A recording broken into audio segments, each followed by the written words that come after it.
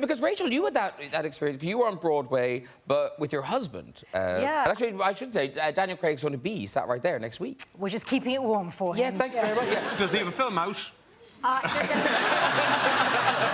tiny little micro-budget indie film. Yeah. I'm not sure I can forgive you, actually, Rachel, because you have come between me and Daniel. Oh, no.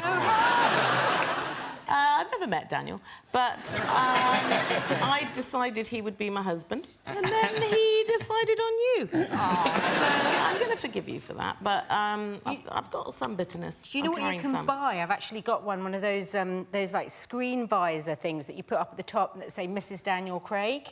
You know those things you put, so you can buy them and you can. I've got one. Well, No, wait a minute. You drive a car that says Mrs. Daniel Craig. I don't keep it up all the time, but just now and again, you know those sort of see-through. Yeah. What's the technical word? I've got a good idea. You have the screen visor, and I'll have Daniel.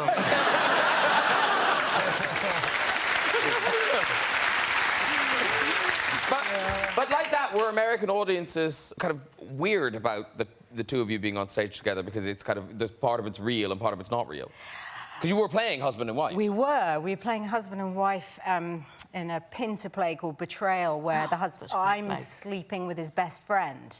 But yeah, I mean, Broadway is... I'd never done it before. It's that weird... It's culturally different to England in that when a famous person comes onto the stage, even if it's the middle of a scene, they've come in the second act, there's a huge round of applause. So it's like, whoa, it's very odd. I think in Japan people shout things out. Really?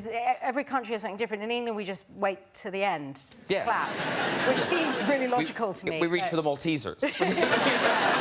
What do you do when people applaud? Do you have to wait. You just You have stand to there wait. in character? You have to wait, yeah. And obviously Daniel gets a really big one. Yeah. I've forgotten. I mean, I didn't realise. Again, don't clip that. You have to clip. I want to be ridden like a pony.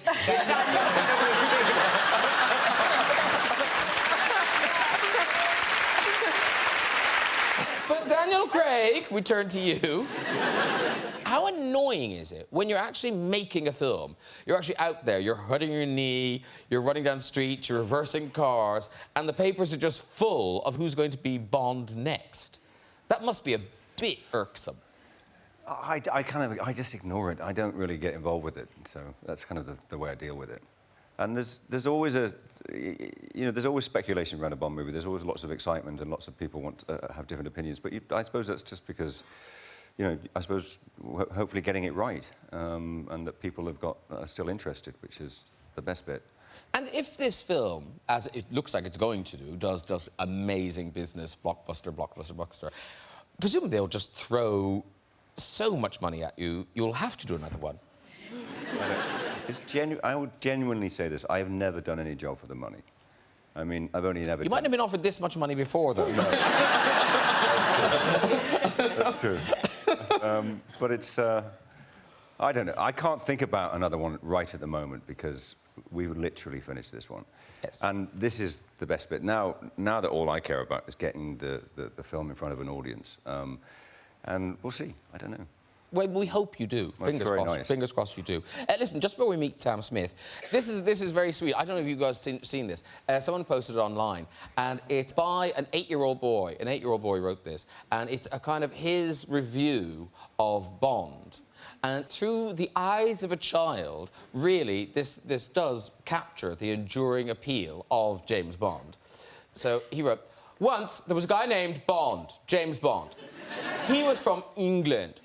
He was a very good actor in movies. He has a friend named M. James Bond goos in gun movies, and he never dies in all his movies.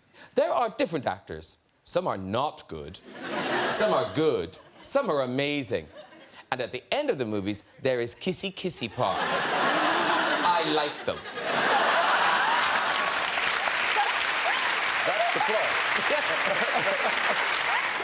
Captain Zeta-Jones and Michael obviously married 15 years. Wow. And people, couples, when they be together, like, they have little rituals and ways to keep the relationship fresh. But you have one involving golf, is this right? Yeah, that old thing. Yeah. Yeah, I'm pretty good. I don't think I can handle this Oh no, emotionally. I can kick his ass in golf, if I say so. Okay. Wow. But don't you make these bets when you're playing golf? Yeah, if he duffs a shot and can't get his ball over the lady's tee, he has to take his pants off. Or drop them. On the pitch. On the pitch? On the pitch. You're worse than I am. Even I know that. On the course. On the course, yeah. Yeah. It's pitch and putt. Crazy golf. Yeah. But expose himself in some way, yeah. And does he do It's it? not just my husband, it's any man I play with. Questions too. No, he doesn't have a question. He was volunteering to play golf. Drop him on the course. What are paparazzi doing all day? No, there has been an issue with paparazzi, but I made him go into the bushes and drop his pants. A deal is a deal. Michael, you worked with Eugene, but a long time ago. In the 70s. 1979. Yep. Yeah. He was good in Montreal, Canada. Yeah, Montreal, Canada, and New York. Yeah. I believe. In New York. And this was your first movie. That was my first film. Yeah. We were right there. And I know, and it was an You amazing. were in Second City, weren't you, before that? Oh, before that, yeah, I was in Second City in 1979. I wasn't doing much, to be honest. I was also very early in my career. I had finished. I did a Streets of San Francisco a series. Yeah. For a few years. Yeah. after that. Come on. But yeah, we did this movie. I got the part. This I'm is not called sure Running. why I got it because when I auditioned for it, I was getting laughs Right. in the audition, and I thought, well, there you go. This is not. Maybe this is Who not. knew? the profession I thought it for was you. a drama. Yeah, I thought it was a drama. So, and then they came and they said, no, it's a. Yeah. So I did get the part, but it was kind of nerve-wracking for me. And look at us, huh? Yeah. I mean, what a lineup you got here, by It the is way. crazy. I mean, It's not like this. You don't find this in the States, And now, Judy, you haven't worked with Michael, but you had a lovely honour from his father, Kirk Douglas. I did indeed. Yes. I got invited to meet him. Because you- Never to be Is it the forgotten. Santa Barbara International It Film was. Festival? It Yeah. was. I think And we've he got a- wasn't well at the time, but I did go and was invited to go and meet him, and I'll never forget it, ever. I think we got a picture of the two of you together. Oh. There you are together. Yes. Oh, I like that picture. We'll get you one. 2017. And we also shared a birthday, Are you September 25th, too? December the 9th.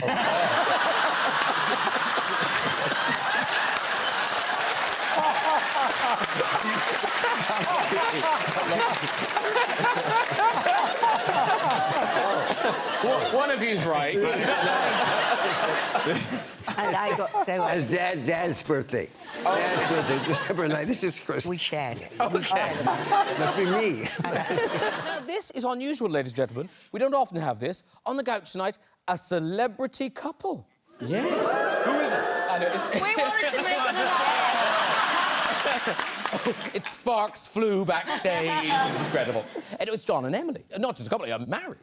And now, are you like Brangelina or, Benifer or Well, we were Jedward? sort of... No, our name is Crunt, we've decided. I see how you got there. I'm not sure why. It was Bluntinsky. Yeah. It just seemed long and long-winded, so Crunt felt efficient and sort of... Do you use Crunt a lot? Every restaurant. Is that your Table on the booking? back available for Crunt. Yeah. We sometimes send out Christmas cards, like, Christmas with the Crunts, come and have a drink. That's going to go wrong, really. That's why I like it, just living on the edge. Ladies and gentlemen, our sofa tonight is fully awarded. Lots of accolades along the way. Kurt, you've had this, and both of you will be very jealous. You've had the very rare thing of a double Hollywood Walk of Fame star. Oh, yeah. You had two. You had a family. You had a family group, and it's not just like both your names on one star, but you're next door to each other. Yeah, it was kind of interesting because there were some opportunities before that. And I said, well, One thing I know, I'm not going on that pavement before Goldie is, because that's not going to work. Yeah, that'll be a quiet And afternoon. I said, come on, that's ridiculous. So we should. I said, let's face it, we should go together. So the opportunity came up, and so that's what we ended up going on the same time. It was a great day. It was actually a lot of fun. Oh, stop it. Yeah. Oh. Look at that. It was really fun. When something like that is coming about, you're kind of embarrassed, and you say, I don't know about this, but it was actually a lot of fun. Yeah. I'm really glad that we got to do it together. And whereabouts are you? Do you know? I mean. Oh. Well, only the dogs of the area really know, right? I've forgotten what the cross streets are, but it's on Hollywood Boulevard, I think. Yeah, if you're visiting, keep walking. Keep walking, you'll find it. Now, you were saying you worked with Angelina Jolie. Yeah. And you got to do the kissing and everything. It was Pushing Tin. Yes.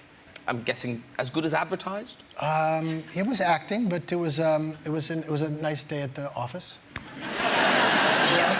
I think that's a nice way to say it. Don't you think, right?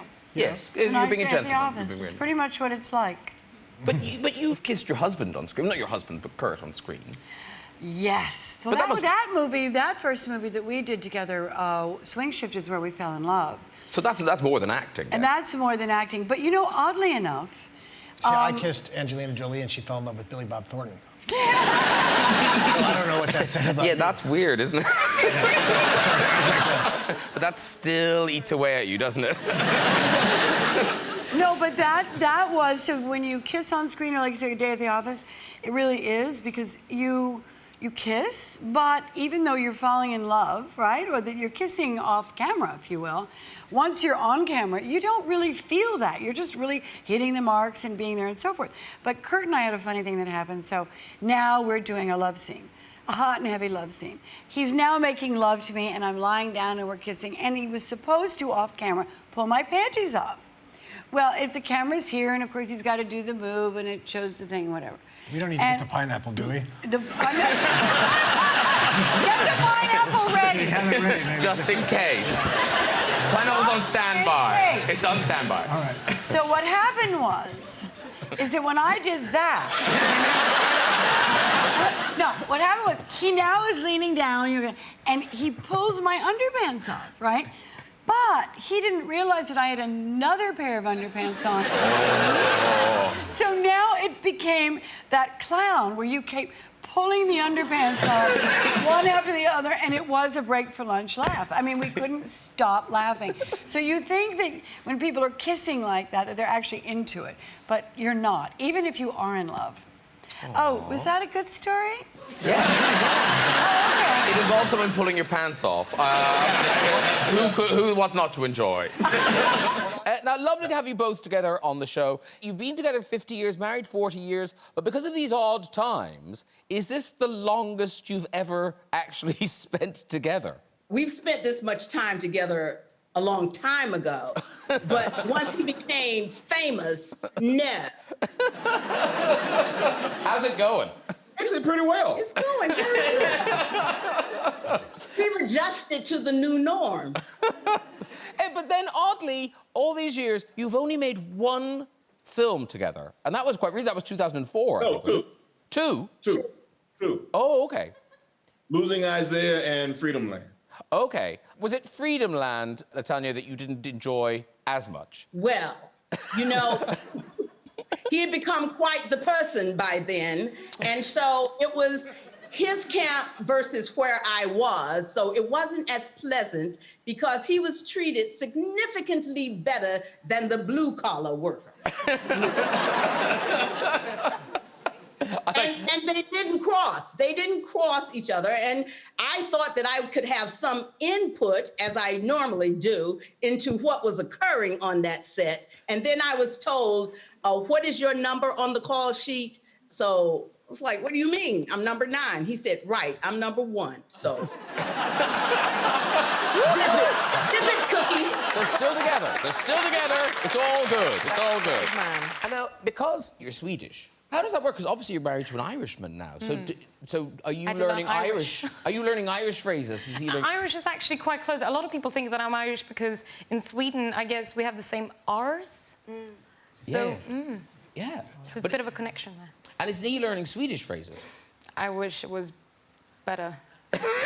Yeah. No, but actually, one thing that he likes is he came to Sweden and he learned that it's a lot of we have a lot of Swedish sayings that are very commonly used, and it's one of those things. When it's my own language, I didn't really think about how weird they are, but he learned about them and he was like, I'm just now going to use those, and it's like saying in Swedish, well, now you're taking a poop in the blue cabinet.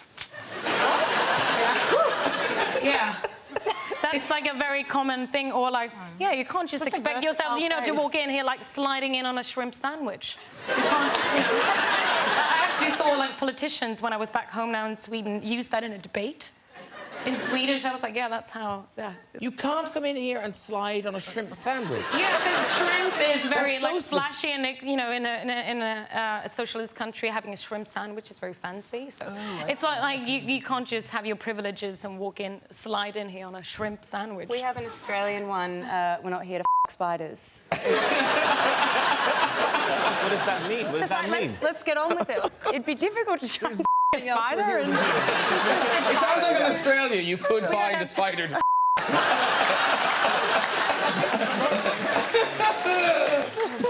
I don't know. Are you fluent in Swedish now? No. Are you trying to be? Definitely not. No, I'm. You're married to a Swede, so there must be some Swedish going on.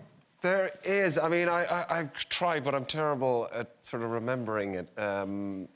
But, you know, I thought at one point I should learn bits and pieces, but I knew I wasn't going to learn a lot. So I decided they have really weird sort of phrases. So I thought maybe I could just have conversations in these sort of, like, phrases. Like, one of them is, it's very strange. It's like, now you've in the blue cabinet. That's amazing. I could understand that. Yeah, exactly. You've gone too far. Oh, I see, yes. I think that's what it means. Now you're in the blue cabinet. How do you say it? Yeah, I'm not going to get this right. It's terrible. All my Swedish friends and extended family will not be happy, but it's nu todo do hit the blue cabinet.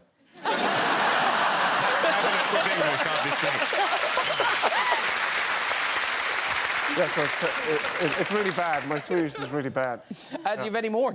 No, that's it. OK, fair enough. I heard you talking somewhere, Zendaya, how your height difference makes those stunts more complicated. Thank you, Graham. I didn't say it. Zendaya said it. No, that is a good story. It's a good story. Well, you see, there's a particular stunt. I don't know if it's in this, but there's a, you know, Spider-Man swings us on top of a bridge. And he places me there. Oh, there you and are. That's the bridge. Yeah, that's the bridge. We eventually jump off of that. You I'm look great. screaming. Yeah. So he's supposed to gently, you know, rest MJ on the bridge and walk away from her. Because of our height difference, I obviously, if we're on the same like point, we were attached. We were attached. I would land before him because my feet obviously hit the ground before he does. So. What would happen? Well, it's called a bottom mark, isn't it? And the bottom mark is it's a thing that they do in stunts that is basically designed to stop you shattering your kneecaps. Oh, yeah. So Zendaya would land, and I'm the superhero. I'm supposed to look cool. And she would land, and then I would sort of land like this, and my feet would swing from underneath me, and then she would catch me. And they'd be like, cut! I'm like, oh, I'm not doing that.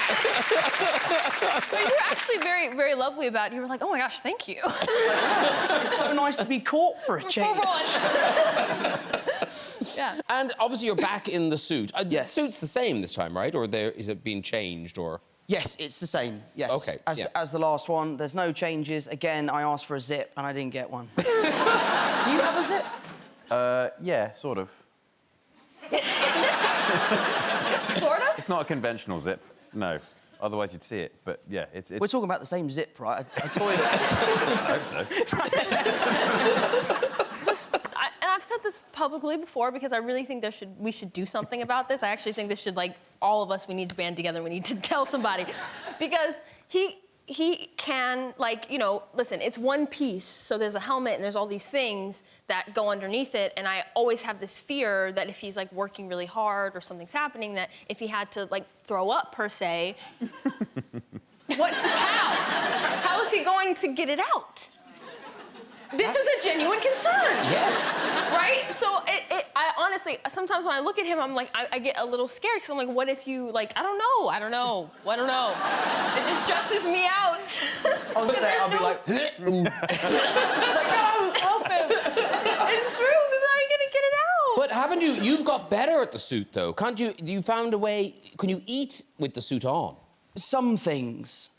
Some things. There's essentially so the eyes pop out, and there used to be these fans. I remember them bragging about they added in these fans that you could click and it would supposedly cool me down. They worked once. After that, I just have these hot batteries in my helmet.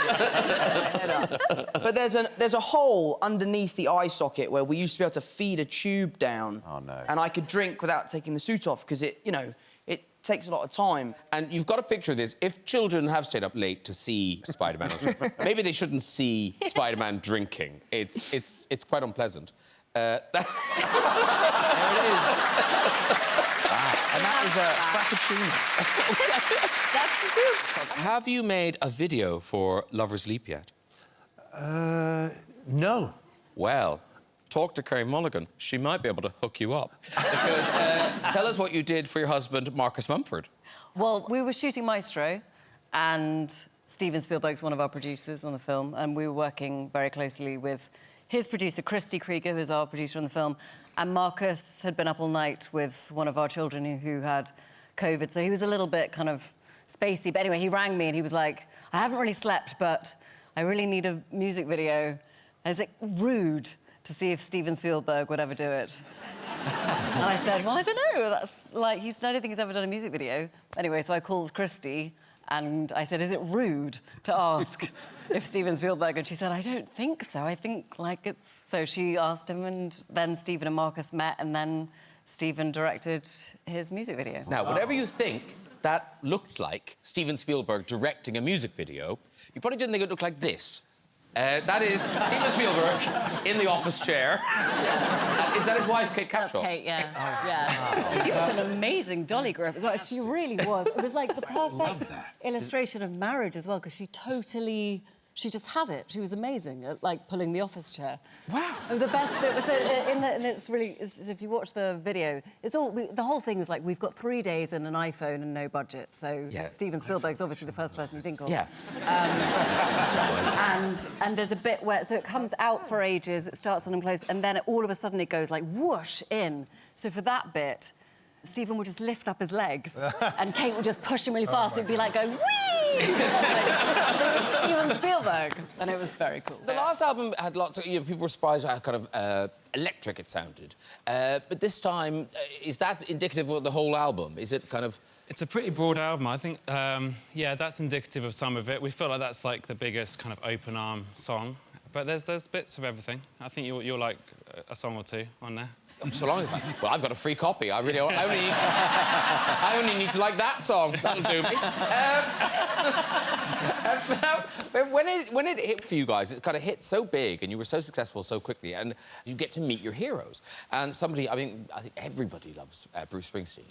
So where were you? You were at was it a festival? Yeah, we were at Pink Pop, which is a massive festival in Holland. And we were on, I think, earlier in the day, and Bruce Springsteen was headlining. But he's beckoning us onto the stage. And we were properly just having a moment. But whilst we were having a moment, he was still doing that in front of about 70,000 people. I remember someone pushing me in the back, like a proper, shove to get on stage. Yeah. Which we did. Which we then did, yeah. We kind of just tripped our way onto the stage, and there we were, standing there with the E Street Band and Springsteen in front of a lot of people. And, yeah, I think he just asked us to start singing along. And I'm sure everyone can appreciate you just would totally brick it, which we did. You say we. You're very sweet to include yourself in that, mate. But I basically bricked it. When I get afraid, I lose my memory. It's the first thing that goes. And I forgot the lyrics to Hungry Heart. Always Marac. You're ready to Marac at all times, Did you walk on with those? No, I found them on stage. They're all around you. You didn't go on location, is that right, Latanya? No, I was working. She was on Broadway doing... I was doing To Kill a Mockingbird, Aaron Sorkin's piece on Broadway, but I did notes and kept up with them all along the way. Okay, because you were slightly concerned for your husband. I was very concerned because he went into some treacherous waters. I wanted to make sure that he was safe. I'm not a great fan of helicopters and, you know, and these little planes, unless they're, you know, Gulf Streams or, you know, Bombardiers. Pull it down, pull it down. So I was like, okay, how's he traveling? And little boats? I like we're getting an insight into your marriage just in a Zoom chat. But I said earlier you've been married for 40 years, but oddly, I think I'm right in saying you never proposed, Samuel. Did I? Mixed up things. I want to hear this story. Go. You never proposed? I don't remember. Well, I don't remember it actually. I do remember you having some invitations in your hand and saying, this is when this is happening? No, that's not what happened. No, I said my grandfather is very ill and he's going to die and he's very concerned that we are not married. So we have to get married now so that he can walk me down the aisle. That was his concern, that I was the last of his grandchildren not to be walked down the aisle in marriage. So we have to get married. So now you have to ask him if you may marry me, and then you have to ask me, will I marry you? And you did. I did? Yes, you did. Okay, you know what? It doesn't matter.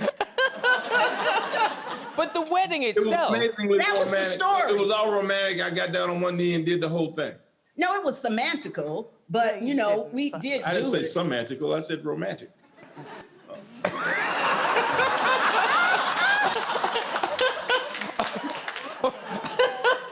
You'll get through this. You'll get through this. You'll get through this. So much, Grandma, I needed that issue to deal with later on today. Jack, when it comes to filming on locations, I'm told that you like traveling around for one specific reason. You are, and this seems unlikely, a fan of, is it a service station or just service stations? Service stations. All service stations? Yeah, the service station has played a big part in my life, yeah. It sounds niche and geeky, but everybody in this room will have a favourite service station. Yeah. Reading. Reading. Yes, that is a nice one. Yes. Is that M4? M4, yeah. Imelda, are you playing this game? Well, we're a bit too frightened to travel because we've got an electric car and we still haven't worked out how to do it at a service. Those out of order. Yeah, so we just go to short distances and get home very quickly so we can start the car. It's sad. It's sad, but so true. Yeah. All right, so Reading, very popular. What's your top one? T-Bay on the M6. Okay. I'm telling you, there'll be someone in this audience that knows what I mean about T-Bay. There they go, they're loving T-Bay, yeah. I've just always been fascinated by them. It's because it's never the destination, so you get to see people sort of in this wonderful moment of sort of rest and respite and transition. I know that is literally what a service station is, but I've always loved them, and I used to... I go there, but because I drive myself to filming. I hate being driven, so You're I drive amazing. myself. I am a real guy. I suppose I better start driving myself. A round of applause for Jack.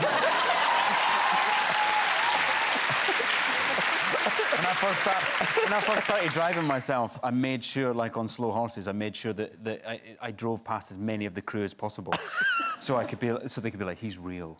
No, I just love it. I love having the time to myself. But yeah, a lot of it is to do with so I get to stop at some of my favourite service stations. Okay. That service station. You were up in Edinburgh. It was Edinburgh Castle. Edinburgh Castle, yeah. For the premiere, and Nicola was out. She was. She was there. She in is. all her glory, look at her. Now, she looks like she's having a slightly better time than you and the drummer, to be honest.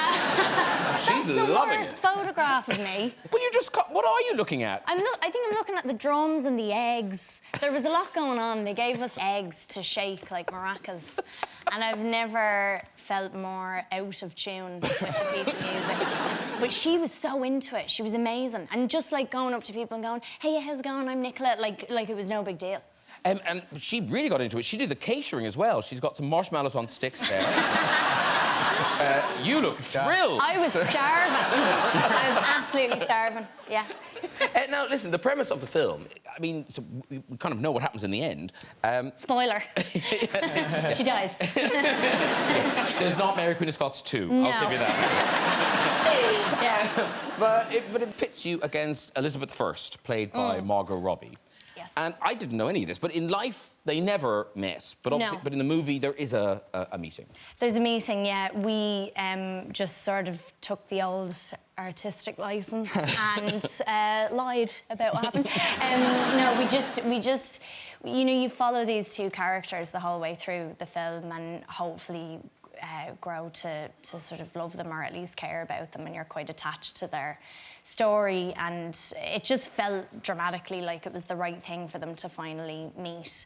So, yeah, so Margot and I just have this one scene together, and we decided to stay apart throughout rehearsals and the shoot. So I didn't know what she was going to look like as Elizabeth, and she didn't know what I looked like as Mary. And so when we finally saw each other, we both just kind of went, oh my God, and got like very, very emotional, because we had been kept apart for so long. So this film obviously has you, it has Margot Robbie, but it also has a celebrity horse in it, Prince. Now, what would we have seen Prince in? I think we've got a picture of Prince there. Yeah, there he is. He was Wonder Woman's horse. So That's where I've seen him, yes, of course. Yeah, do you recognise? Yes! Oh, yes! It's so annoying. I know that horse. Yeah. Such an ego. And he just wouldn't... He wouldn't do... And I picked him, so it's my own fault. It's just because he's so good-looking. He's such a good-looking horse. Beautiful. And he knows it. He knows it. He really knows it. And he just wouldn't do anything for me. And so every time I was on him, I was, like, having to act quite queenly and regal. And I'd be like, OK, onward. And Prince just wouldn't move. And everyone around me would be, like, you know, trotting away. And he'd just stand there, and I'd be like... Onward, Prince, and he just wouldn't move. And then about halfway through the shoot, I realised that when they would call rolling, before we would do the take, he would get really nervous. And he'd do... Have you been there? You're like, yeah. And he had like a nervous cough that he would do. So they'd say rolling, and I'd just hear... And it was from the horse, and I was like, OK, I know his Achilles heel now. That's amazing that he knew. Yeah, he knew what was happening, so I could manipulate the situation to work in my favour. Was it easy for you to do the Scottish accent being Irish? It was and it wasn't. It was easy because the way the Scots speak is quite similar to us. So I was basically just doing that, and I could speak in the same way. But then it also meant that you would just slip into your own accent every now and again. Or I'd sound like Northern Irish or something, and they'd have to pull me out of that. Yeah, Sometimes I'd sound that way even when I was speaking in French, which was weird. I don't know how that happened. Did you have to learn French for this? Yeah. Oh, right. Fluent. Yeah. and in the book, you don't talk about Jennifer, your wife, too much, because you kind of don't talk about each other in public, but you do say two nice things about her. Yes, I do. I say that she is the best snogger in the world. Oh. Wow. Wow. There was a time when we were courting, and she was living with a friend in Chelsea. I'm sorry, I love that you said courting. Yeah. This is a real man. Courting. Well, she was hunting for Dick.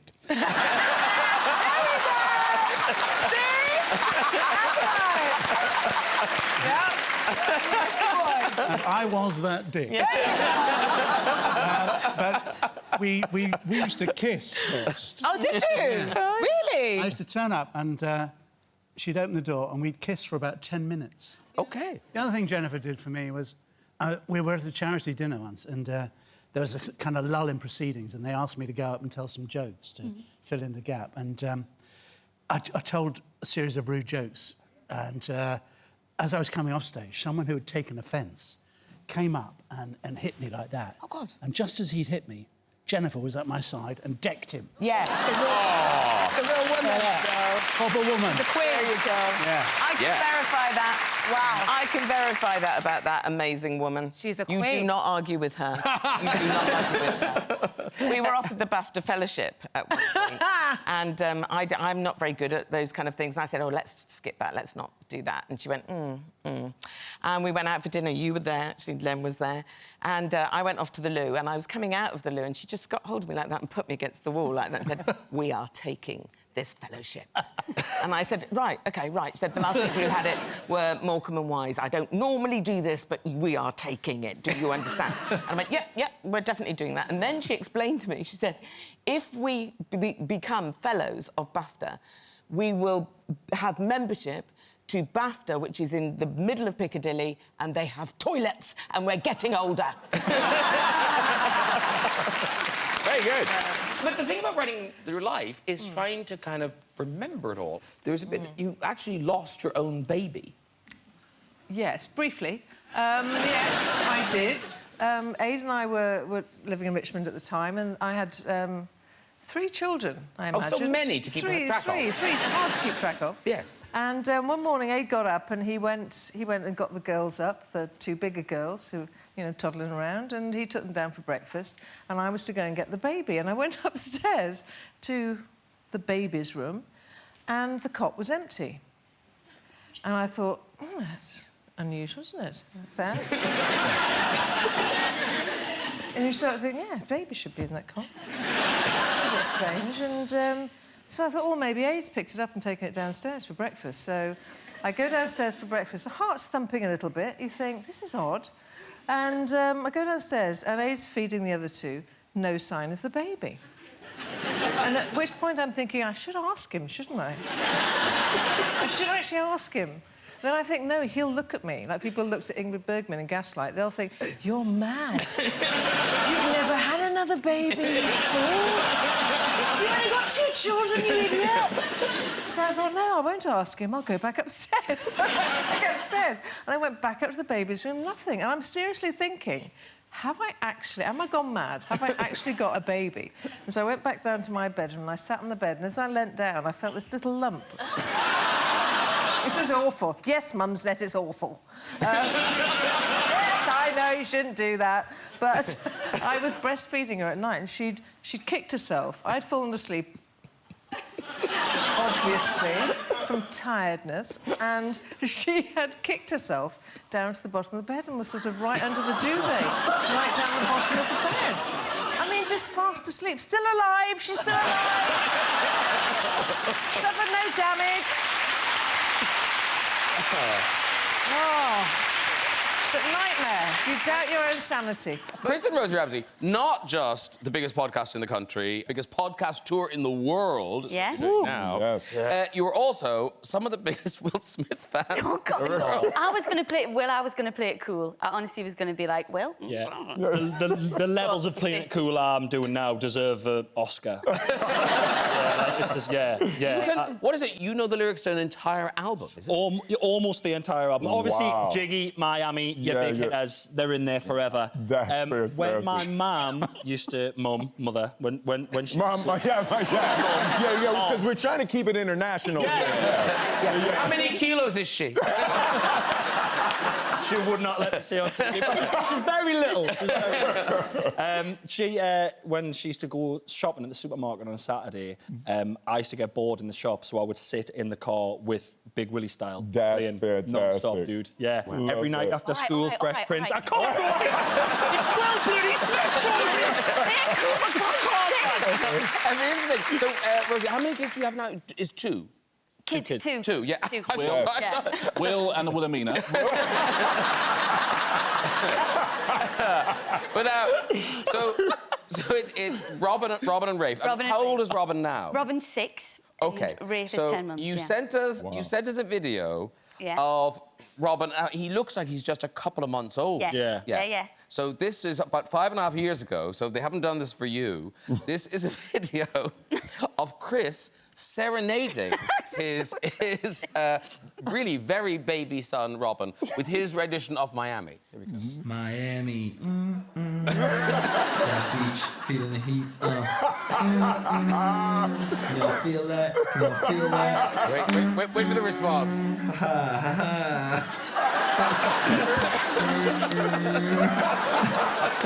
Yo. Not feeling it. That's fantastic. Oh, dear. Oh, wow. So, proper fan. Alex, when they were kids dreaming of being singers, you were a kid. But now, what is this? Because I've got a picture of you in your Arsenal strip here. Now, how old are you there? How old are you? 10, yeah. But am I right that was at the stage where I really wanted a fringe, but I just had afro frizzy hair going on. Wow. But am I right that when you got spotted, you didn't particularly want to be a footballer? No, I used to play in a football cage at the end of my road with the boys, and then there was a referee in the local area was like, there's a women's team, Arsenal, I really want to take you down. And I was like, no, I'm totally fine. My mum had packed me a Capri Sun for a packed lunch that day. I was like, I'm totally fine in this football cage. And she was like, no, we are taking you. And then I got signed to Arsenal when I was 8. Yeah, really early on. What is a football cage? A football cage? Yeah. It was just literally like forward. There was concrete. It was just nothing in there. But for me, it was everything. It's where all the dreams started. Literally, you had cars either side of this football cage, and if the ball went out, the car would come along and pop it, and that would be the end of playtime. That like, but like, see you tomorrow. They should introduce that into professional football. I'd love that. Playing against a car. I mean, my friends are so jealous that I'm getting to meet you because we just look at you as such an inspiration, like breaking through in such a male-dominated industry. You should be so proud of yourself. You know what, and I love as well, because you've done so much with the US national team when they've won and you've brought them out on stage. And we see that over here and we're like, that is it. How incredible is that? So we know you've always been behind supporting other women and leading the way, so thank you. That's amazing. Yeah, we're having a love-in. This is Year of the Glim. Is it? Well, because you've been away. I mean, I don't feel like you've been away, but 2015 was the first album. Yeah, it was. It feels, wow, yeah. Yeah, it's 2018 now. It is, yeah. Work a bit harder. What have you been... It's quite nice sitting next to someone who has the same time lapses. Did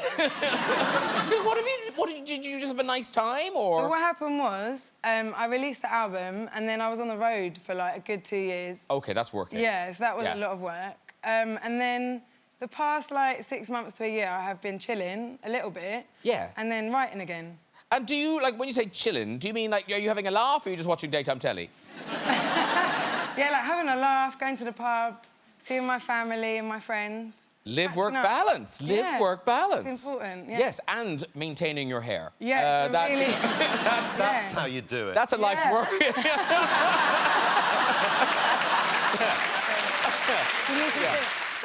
Is this true that this film you originally weren't going to be in? Well, we had just had our second child, and I was about to do Mary Poppins, and so I was in a sort of general feeling of joy. I didn't know if I wanted to go towards the darkness of the pitch that he'd given me for this film. And then I'd mentioned a friend of mine too, John, when he pitched me. I said, oh, you should call so-and-so. And so he did. So-and-so is so good. Yeah. So good. So he did call so-and-so, and you didn't send her the script, admittedly. She wasn't sort of hired, but... so close. But so close. And then I read the script and I was like, you need to call her and fire her. Are you still friends with her? We are, until the movie comes out. And then she's like... And, John, for you, obviously, lovely that Emily wants to be in the film. Absolutely. But as a director, is it then weird giving your life partner notes? It was weird because I was very nervous about it, to be honest. I think we both were. Before we started shooting, she said, are you nervous? And I said, I'm terrified. And she said, oh, good, me too. I think it's one of those things where people think because we're both in the same business, we have the same experiences, but I've actually never been on set with her, seen how she worked. I'd heard she was a diva, and I just was like, can't get Emily out of her trailer, stuff like that. It's like, ugh. And no, but I think what it was is, and it sounds really sappy, but it's true. I think it's the greatest collaboration I've ever had in my career. I've never seen her work, and when you are actually in the room when she does what she does, honestly, it changes the air in the room. Everyone is just completely and totally stunned by what she does. Oh, that's See how I just went really on. So this is what I have to say. This is what I had to learn early on in our relationship. Was that British people are notoriously terrible at taking compliments. Would you agree? Just like it's kind of like, stop talking. No, that's actually what she did. We first met, and I was like, look, I just want to get out of the way. I'm a huge fan of yours. And she went, You weren't cool at all. There was none of that, actually, I don't know your work. You were a proper fan of it. Oh, I was full stalker status, yeah. I was just like, hey, you want to go on a date with me? No, tell people, is this true? How many times have you seen Devil Wears Prada? I mean... Not 75. Give or take 72. Yeah. No, it's one of those things that back in the day, us elderly people used to channel surf, and no one does that anymore. But yeah, exactly. Like I said, so cruel. No, it's just one of those movies that whenever you're going through the channels, you just stop and you... I mean, look. Has anyone seen the film here? Probably. Do you remember that four people. There's a sort of montage sequence where Annie Hathaway's got numerous fabulous outfits that they go through. And John, one day I came home and he was watching it. And he was watching the montage bit and he goes, and that's my favourite outfit.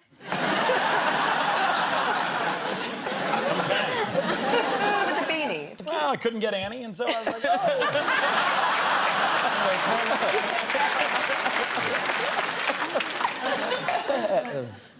Oh.